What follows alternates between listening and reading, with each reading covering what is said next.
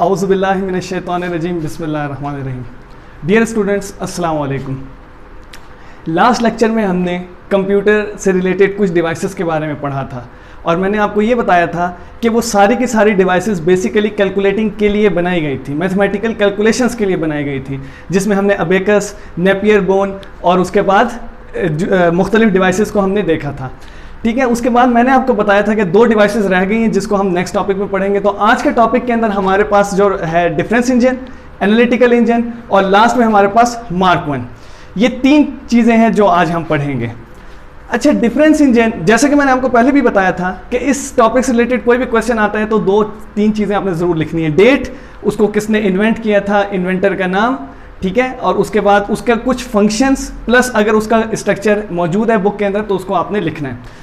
तो बात करते हैं डिफरेंस इंजन की। डिफरेंस इंजन 1786 में डेवलप किया गया। अच्छा, बहुत इंपॉर्टेंट था हमारे कंप्यूटर से रिलेटेड ये। क्यों? क्योंकि ये जो हमारे मॉडर्न कंप्यूटर्स हैं उस आइडिया के ऊपर बेस करता था। अब मॉडर्न कंप्यूटर हमें पता है कैसे वर्क करते हैं कि हम उसको इनपुट देते हैं। क्या इनपुट देते हैं? डेटा। ठीक है, क्या हम इनपुट देते हैं? डेटा। अच्छा, अब जरा बात कर लेते हैं डेटा क्या होता है। अक्सर हमने कहा raw fact and figure, raw fact and figure. तो आज जरा हम देखते हैं कि ये रॉ फैक्ट एंड फिगर होता क्या है, थोड़ा सा हम इसके ऊपर भी बात करते हैं। मिसाल के तौर पे यहां पे मैं एक सेंटेंस लिखता हूं, सॉरी,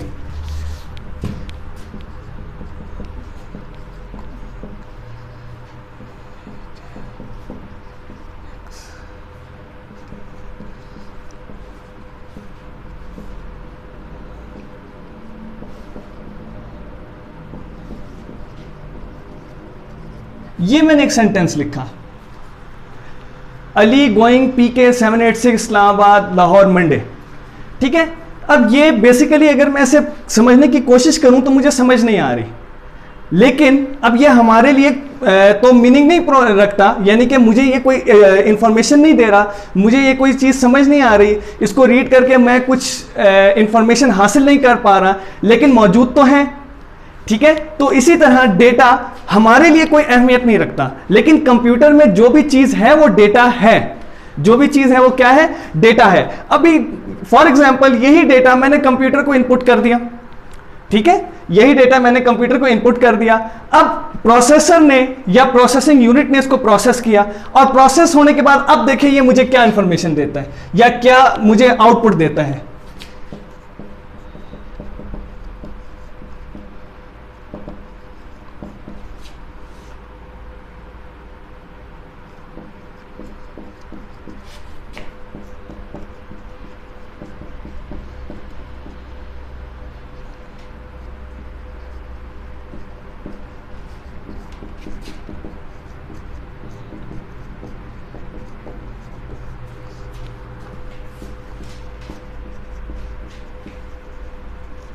अब उसी लाइन को, वही सेंटेंस जो मैंने लिखा था उसको अब क्या किया? प्रोसेस हो गया। प्रोसेस होने के बाद अब ये क्या बन गई? Ali is going to Lahore from Islamabad by flight PK 786 on Monday. यानी अब देखा जाए तो वो लाइन जो मेरे लिए मीनिंगफुल नहीं थी, मीनिंगलेस लाइन थी, अब एक मीनिंग प्रोवाइड करना शुरू हो गया। अब वही लाइन मुझे एक इंफॉर्मेशन देने लग गई। तो जब भी हम कंप्यूटर को डेटा इनपुट करते हैं उसके ऊपर वो कुछ प्रोसेस करता है और प्रोसेस करने के बाद वो हमें क्या आउटपुट करता है? इंफॉर्मेशन। हमें मीनिंगफुल फॉर्म जो है डेटा प्रोवाइड करता है और वो मीनिंगफुल फॉर्म को हमने क्या नाम दिया? इंफॉर्मेशन। तो अभी जैसे हमने बात की मॉडर्न कंप्यूटर कैसे काम करते हैं कि हम उसको डेटा इनपुट करते हैं, उस इनपुट डेटा को कंप्यूटर प्रोसेस करता है और फिर हमें इंफॉर्मेशन आउटपुट करता है, हमें इंफॉर्मेशन आउटपुट करता है। इसी आइडिया को लेके एक साइंटिस्ट, ठीक है, चार्ल्स बेबेज, उन्होंने 1822 में एक डिवाइस बनाई, या इस कहा जाए कि इसी डिफरेंस इंजन को इंप्रूव किया और एनालिटिकल इंजन के नाम से उन्होंने एक डिवाइस डेवलप की। कब? 1822 में। उन्होंने 1822 में एक डिवाइस डेवलप की, कौन सी? Analytical engine. और इसी को क्या कहा जाता है? मॉडर्न डिजिटल कंप्यूटर की बेस। क्यों? क्योंकि यहीं से मॉडर्न डिजिटल कंप्यूटर्स का आइडिया लिया गया कि हमारे पास एक इनपुट होगी, इनपुट डिवाइस, जो डेटा इनपुट करेगी कंप्यूटर को, एक प्रोसेसिंग यूनिट होगा जो डेटा को प्रोसेस करेगा, और फिर हमारे पास आउटपुट यूनिट होगा जो हमें आउटपुट करेगा।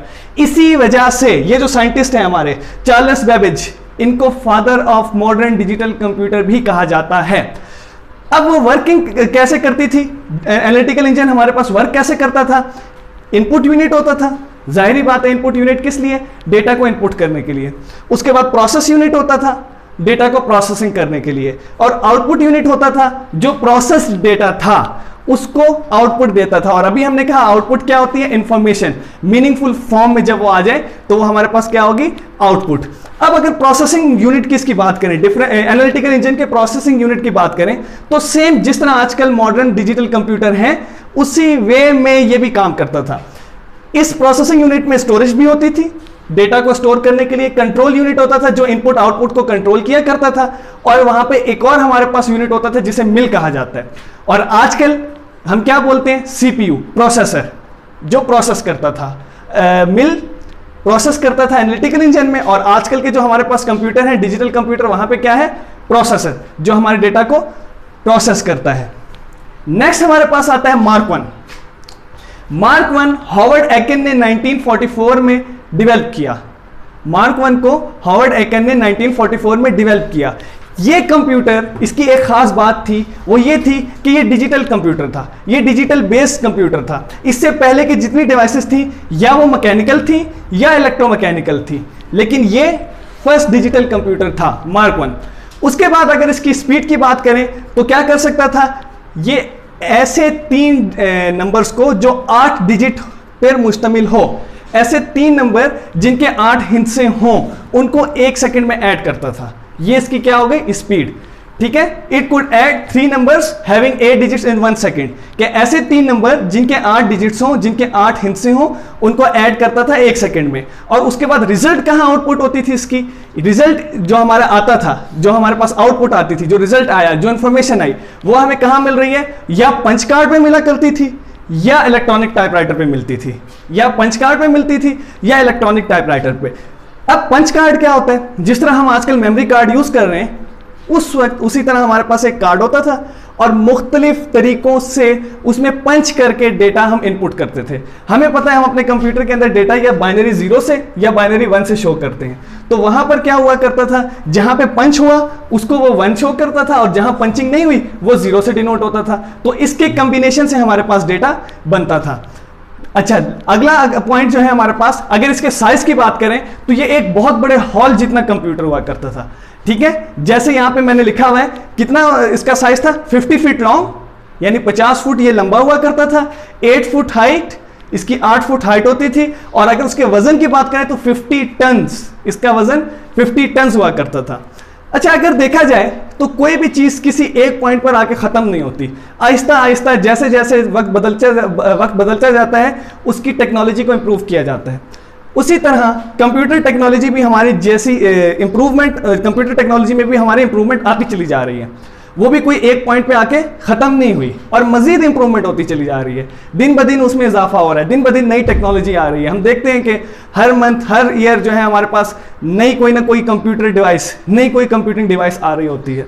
ठीक है, तो अब जैसे जैसे वक्त गुजरता जा रहा है, अब इसमें क्या और तरक्की आ रही है या क्या क्या चेंजिंग हुई है। अब हमारे पास वॉइस रिकॉग्निशन के सॉफ्टवेयर आ गए हैं, हमारी आवाज़ को सुन के उसको रिस्पॉन्स करते हैं। आर्टिफिशियल इंटेलिजेंस बेस्ड सॉफ्टवेयर आ गए हैं, रोबोटिक्स बहुत ज़्यादा इंप्रूव हो गई है। उसी तरह अगर दो हमारे पास जो आजकल सबसे ज़्यादा यूज़ होने वाली टेक्नोलॉजी है, जो आपकी बुक में भी है, उसकी अगर बात करें तो एक हमारे पास है हाई परफॉर्मेंस कंप्यूटिंग, दूसरा है cloud computing. High performance computing क्या होता है? हाई परफॉर्मेंस कंप्यूटिंग ज़्यादातर डेटा सेंटर्स में यूज़ होता है ताकि वो बहुत बड़े ह्यूज अमाउंट ऑफ डेटा को हैंडल कर सके एक ही दफ़ा में। और यहाँ पर एक खास टेक्नोलॉजी का इस्तेमाल किया जाता है जिसको कहते हैं पैरेलल प्रोसेसिंग। अब पैरेलल प्रोसेसिंग का मतलब क्या होता है कि एक ही साथ बहुत सारे प्रोसेसर अपना अलग अलग काम कर रहे हैं। इससे क्या होता है? हमारे डेटा प्रोसेसिंग की स्पीड बढ़ जाती है। दूसरा हमारे पास क्या है? क्लाउड कंप्यूटिंग, बहुत ज़्यादा आजकल इस्तेमाल हो रहा है। क्लाउड कंप्यूटिंग अगर मैं बिल्कुल सिंपली डिफाइन करूं तो ये क्या है? ये एक ऐसा तरीका है जिसके ज़रिए हम अपना डेटा इंटरनेट पे स्टोर करते हैं, जिसके ज़रिए हम अपना डेटा इंटरनेट पे स्टोर करते हैं। बहुत सारी कंपनीज हमें क्लाउड कंप्यूटिंग की सहूलत दे रही है। अगर गूगल की बात करें तो गूगल ड्राइव, माइक्रोसॉफ्ट की बात करें तो वन ड्राइव, ये सारी की सारी क्या है, क्लाउड कंप्यूटिंग। क्या हमें अपना डेटा जो हम अपने मोबाइल में अपनी किसी भी स्टोरेज डिवाइस पे स्टोर कर रहे हैं, अब वहां स्टोर करने के बजाय इंटरनेट पे ऑनलाइन स्टोर कर रहे हैं, जिसके बहुत सारे फायदे हैं। क्या फायदा है कि मैं दुनिया में कहीं पर भी मौजूद हूं तो वहां से मैं इसको अपनी आईडी लॉगिन करके डेटा एक्सेस कर सकता हूं। आगे बात समझ? मेरा ख्याल से आज के लिए इतना काफी है।